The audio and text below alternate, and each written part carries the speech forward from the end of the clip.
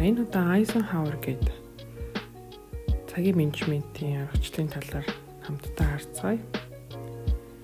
За Eisenhower гэдэг энэ арга нь болохоор ер нь ажлуудаа хэрхэн чухлаар нь яаралтайгаар нь ангилдаг вэ талаар байгаа. За энэ талаар ярихын тулд эхлээд бид нар түүх үүсэл гарлыг яах хэрэгтэй. Америкийн нэгдсэн улсын 34 дахь ерөнхийлөгч Dwight Eisenhower гэдэг юм маань болохоор энэ аргаар маш алдартай. Энэ аргыг амьдрал дээр, ажил дээр хэрэглэдэг байсан. Тухайн үеийн нөхцөл байдал болохоор олон улсад олон дайны шийдвэрүүдийг гаргадаг, дайн болж исэн. Дээрээс нь эдийн засгийн бас нэлээд өөрчлөлтүүд явж исэн зэрэг том асуудлууд их болж исэн. Тухайн цаг үед бол Eisenhower ерөнхийлөгч нь бол өөртөө тохирохоор ийм аргачлалыг хэрэглэдэг байсан. Сүүлд ингээ Eisenhower гэд нэрээр алдартай болсон байгаа.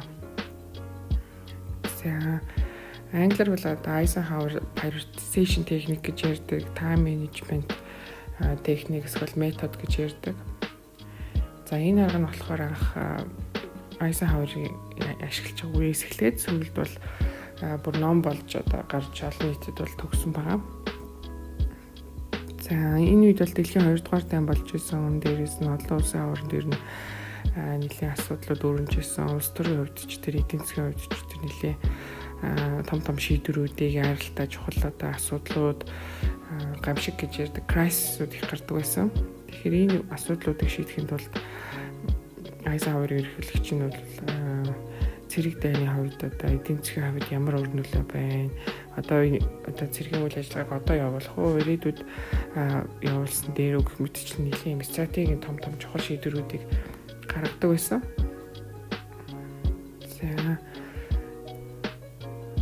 тэгдгээр шийдвэрүүд нь бол дотроо ингээд зарим нь бол яаралтай, яг одоо шийдэх шаардлагатай асуудлууд байдаг. Бол зарим нь бол хэрэгжүүлэх хэрэгтэй, шаардлагатай. Хэдэн жилийн дараа улсынх нь бүр магадгүй олон улсын ирээдүйд нөлөөлөхөөр тийм шийдвэрүүд бол гаргах хэрэгтэй болдог байсан.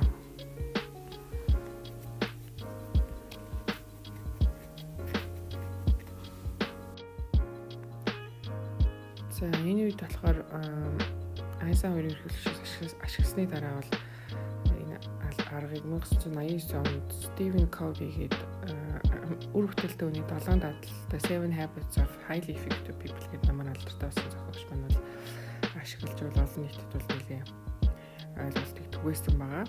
За Eisenhower аргын бол санаа бол ерөөсөө тухайн шийдвэрийг, тухайн ажлыг гаргахаас өмнө бүх зүйлсээ ингэж хасааж агаад ерөөсөө юм 4 квадратыг буюу 4 квадрат дөрвөн ангилдаг байсан байгаа. За хамгийн ихэнд бол хамгийн чухал буюу 1 номерын улаанаар тэмдэглэсэн байгаа. Яаралтай бөгөөд чухал ажлууд эдгээр зүйлүүд дээр бол төвлөрөх шаардлагатай яалтчгүй цаг зарцуулах хэрэгтэй.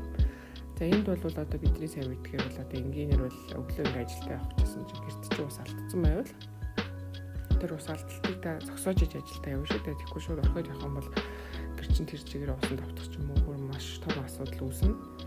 Тэгээ иймэрхүү төрлийн эсвэл одоо эрүүл мэндэд яг одоо асуудал учирсан тэгээ шийдвэрлэх шаардлагатай тийм магадгүй жоохон зурсан бол нэгийг учрыг нь бол шийдчихэж одоо хариуцгаад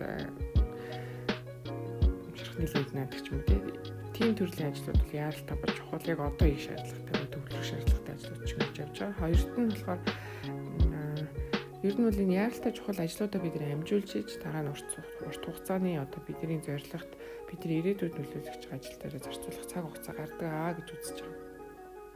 За хоёр дахь буюу тэр яаралтай Q2 гэсэн квадрат 2 буюу 2 дахь категорид бол яаралтай бус хэрнээ чухал ажлууд. За яаралтай бус хэрнээ чухал ажлууд гэхээр яг одоо усаалтаад байгаа юм шиг тийм чухал биш аа. Гэхдээ хийхгүй бол ирээдүйд юм чухал ач холбогдолтой буюу одоо Eisenhower-ийн жишээн дээр бол стратегийн чухал ач холбогдолтой шийдвэрүүд байсан тийм тэрнтэй адилхан энэ дээрээ цаг гаргаад цаг төлөвлөх чухал яаралтай ажлууд орж байгаа.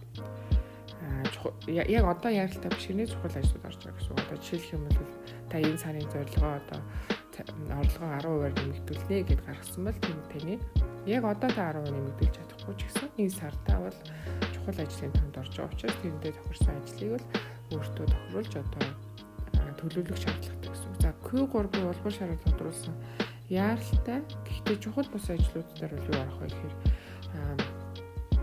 энийг бол чадах хүнд даалгаарай гэж шилжүүлэх ажлууд.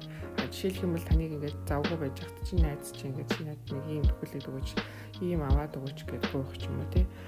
Үнэхээр одоо яаралтайг одоо надад ихтэй нэ гэж гуйж байгаа ч гэсэн таны хувьд одоо чухал ач холбогдолтой бус ажлууд буюу боломж нь олдох юм бол бусдад шилжүүлэх. За үнэхээр найз чинь танд юм таныг юм хүргээд өгөх юм бол одоо таксигаар хөрвүүлэх ч юм уу. Эсвэл өөр нэг боломжтой найзгаа хамаатны хүүхдэд ч юм уу гоох юм. Тийм аргууд аавна гэсэн. За Q4 буюу саарлаар гаргасан хэсгээр бол яаралтайч бус чухал бус ажлууд байна. За бид нэр тийм ажлууд гардаг тийм. Яаралтай ажиллаа хийх шаардлагатай хад одоо сошиалд их цаг хугацаа өнгөрүүлдэг ч юм уу. Тийм асуудлууд ордог. Эсвэл бол ямар ч одоо хачаал бүтлгүй таны нэг сарын зорилгот ямар ч хэрэггүй ажлууд гарч ирдэг. Тэгэхээр эсвэл тэгвэл айл болох багасгаа хойшлуулаа гэж байгаа. Тэгээ ерөнхийдөө бол Eisenhower арга бид нар ашигласнараа л стрессээ багасгах байгаа.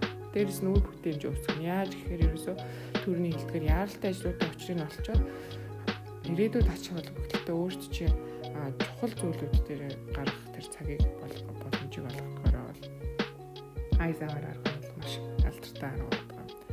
За тэгээд энэ нь бол тодорхой цаг хугацааны дараа та өөрийнхөө одоо явцыг бол шалгах шаардлагатай.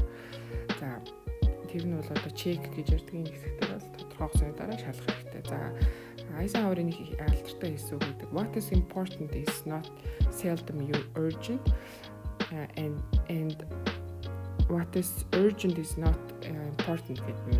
Зарим чухал ажлууд бол тэр болгон яаралтай байдгүй. Яаралтай ажлууд бол тэр болгон чухал байдгүй маа гэсэн энэгээр бол алдартай байдаг. За тэгэхээр бүгдийн аргыг амжилт дээр хэрэгэлцгээе.